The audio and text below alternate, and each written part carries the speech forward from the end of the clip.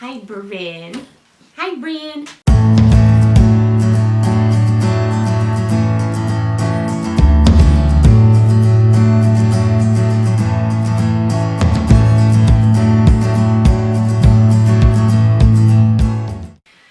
On this episode of Coding with Kate, I wanted to give you a debrief on how the CCA exam went.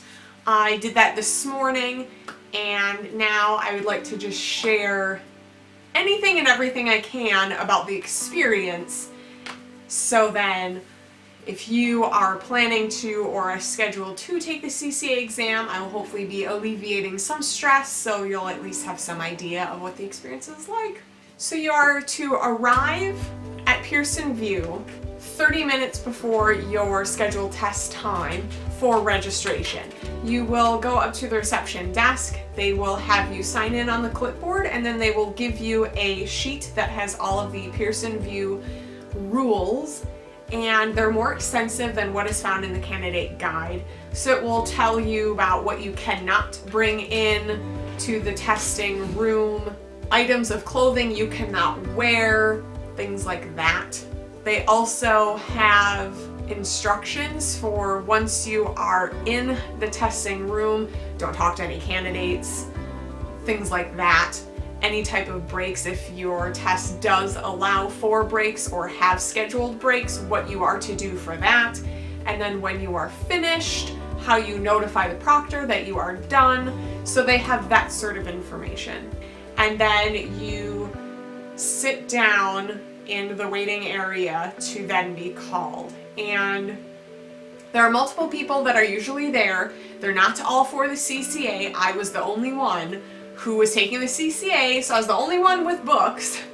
Everyone else, from what I could overhear, they were taking either a nursing exam or something, and then another one was something with real estate. So that's kind of the range of what sort of tests Pearson VUE offers to allow you to take. They will have lockers and a coat rack, so if it is in the colder months, you can at least put your jacket and stuff on the coat rack and then all of your belongings in the locker. But once everyone has signed in, then the receptionist will call you up in order of how you signed in, and from there you will give her your 2 forms of ID, and she will ask for the spelling of your first and last name, also what exam you are taking. They will have you take a digital signature, so it's like a black pad, kind of like how they do with credit cards. So you sign that, and then they take your palm vein capture, and it looks like this black box, and then you set your hand on top, and they will do the right hand, left hand, right hand again, left hand again, and then to verify that it captured all of that correctly, they do right hand, left hand. Once that is done, they will give you any other information that's specific to your exam, if calculators are allowed, if there's the scheduled breaks, that sort of thing. But for the CCA, it's pretty simple. They check your books right when you come in, and then you pick them up when you go into the testing room. So that's already taken care of. And then we don't have any scheduled breaks because it's only 2 hours long, so it was pretty simple. And then you put any other belongings that you can't bring in into your locker. They don't allow rings over a certain width. I don't really remember. I didn't wear any rings, but they have restrictions on rings. No bracelets, no scarves, and I can't remember what else because I took my scarf off and I didn't have any jewelry. So they will ask you about all of that and tell you to take off anything that is not acceptable. And then you go around the corner, which takes you to like an ante room to the test room. So the proctor is there, there's windows, everything is video recorded and audio recorded, so the proctor who is sitting outside of the testing room can keep an eye on everyone, and they will again check your books. They will take the palm vein capture, and then if your test allows it, they will give you the dry erase board and then a marker. And then she will take you into the testing room to whichever computer station you will be working at, and they look like cubicles that you see in the library. You know, they have the partitions in between, and then there is one that is a bit larger. I assume it is handicap accessible, but since we didn't have anyone in a wheelchair, she allowed me to use that one because I was the only one with books, so I needed a little bit more space. And then she signs in, gets your test going, and then you sit down and you get ready to take it. They also have earphones that you can wear for noise canceling if you don't like hearing any clicking or people making, you know, shuffling sounds, etc. I didn't use that. So you have to go through a couple prompts on the computer, basically saying you're taking this exam, read this agreement thing, and then when you're ready to start, click OK, and then you click it and you start your exam. And on the top right corner, they do have the countdown clock, so you can always keep an eye on what time it is. And I actually got through all of the questions, answering them within an hour. And I was flagging every single question I was a little bit unsure of, and I didn't take too much time on a lot of the questions. I just flagged them right away so I could move on, because I wanted to make sure I got all the questions answered just in case time ran out. So you have the ability to flag, and you have the ability to toggle forwards and backwards when you're answering the questions. And after I finished them all, I went to, on the bottom left corner, it says review. I clicked on the review and it gives you the list of all the questions and which ones you flagged. And I started going through every single question I had flagged and checking my answers over and over again, because I had an hour and I wanted to use the entire hour to make sure I had everything correct, or I was confident with all my answers. And I was also keeping notes on my dry erase board of ticking off which ones I reviewed that I still didn't know and I probably wouldn't be able to answer correctly because I just didn't know the answer. So I could keep track of how many I think I'd get wrong, so then I could be prepared for what the results might say. So I got through all of that, and I was up to about 25 questions that I just didn't know if I had it right. And then I started going through every single question again from the beginning, obviously passing over the flagged questions that I already looked at. And I actually found 2 errors on questions that I did not flag, so I had enough time to check that. And I only got halfway through the other questions before time ran out, so it was a little like, oh, there's 30 seconds left, I need to check this one really quick. But thankfully, I got that all answered to where I felt pretty comfortable. So then once the time ran out, it said, oh, your test has expired, and then you click Finish Exam, and you raise your hand and the proctor will come in and will take you to the ante room again.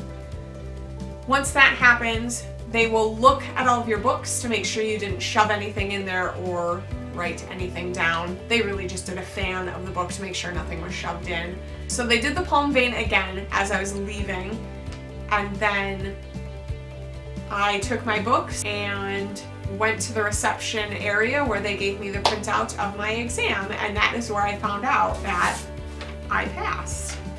So this is what the printout looks like. It has the picture that you took before.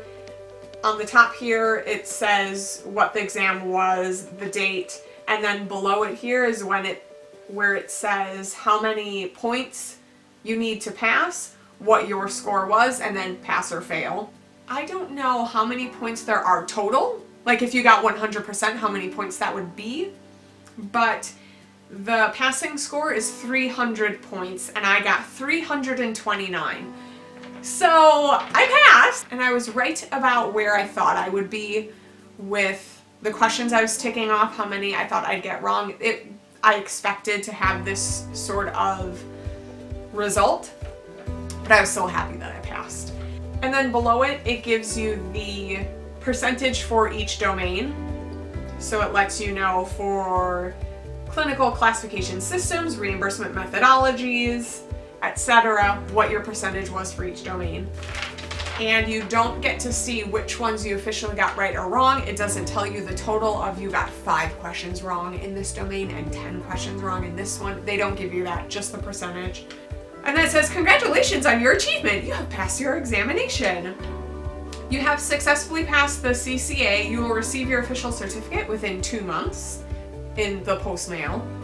For information on recertification or continuing education requirements, please visit ahima.org/certification/recertification. For more information on membership, visit ahima.org/membership. And then for additional information on the scoring of your exam, please visit ahima.org/certification/exam scoring. So there isn't too much information on there outside of what your result was. So I'm not sure if I am technically, legally, a certified coder right now, or if it's going to take AHIMA a couple days to get the results and get everything on the website and the credentialing completed before I can officially say I'm a certified coding associate. I'm not really sure, and I have yet to find that answer. I will keep you posted once I get all of that. And I think that was everything. It wasn't as scary once I got in there, but the questions, there were some really oddball questions. And it wasn't anything with applying codes. It was more on the other domains that it was just weird, where I hadn't touched any of that information, or I don't know. It was about an even split between ICD-10-CM, PCS, and CPT, but it felt like there were a lot of other what you would call theory questions, which would be anything else outside of actually applying codes. Overall, I felt pretty good when I was actually in there, and I was happy that I had gotten through all the questions halfway through my exam time and had the second half of my exam to check and recheck and make sure. But it may be different for you. You may be a different type of test taker, but just know that you've studied and you've done all that you can do to prepare, and just trust that you will answer the questions to the best of your ability, and hopefully you will pass. It's okay if you don't. There are quite a few people that don't pass on the first try. It happens. Don't freak out. If you have any other questions about the exam, let me know in the comments below. Just know that I can't give exact examples of what the questions were. I don't want to get into the specific, to the point specific topics that were covered, because I do not want to breach Pearson VUE's policy of not cheating. So know that I have to be somewhat vague with a lot of this. And also, if you have not done so already, subscribe to this channel so you can get notifications on all the videos that I post, so you're always in the know. And if you are just joining us, you can watch the video that I'll have linked below of me vlogging about taking the CCA exam, so you'll see the whole process from start to finish, applying to taking it. And also like this video if you're happy that I passed and you are happy that I covered this information, so you can feel less nervous about taking the exam. And I'll see y'all later. Bye!